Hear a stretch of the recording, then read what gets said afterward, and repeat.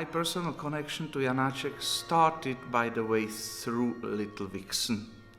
As a child, I was very touched by the story. I did secretly buy a vinyl disc.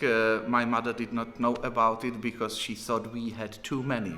All the family were musicians. I did bring it home and listened to it, and it were such beautiful moments because the music is so open to children as well as to very experienced adults. The Cunning Little Vixen tells the life story of a young cub. At the beginning of the opera we meet the forester who's in the forest. He lays a trap, and a young vixen who's normally played by a little girl, she follows a frog that jumps into the trap and she's captured. Forrester brings her home and ties her up, keeps her as a pet.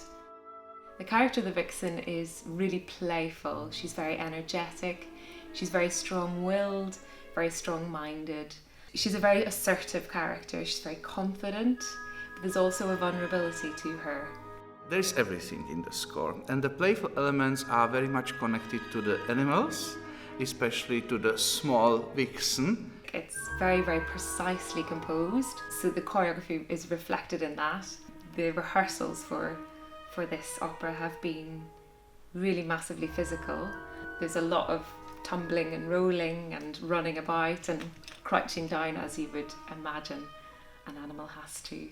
These type of operas have the power to make our lives more beautiful.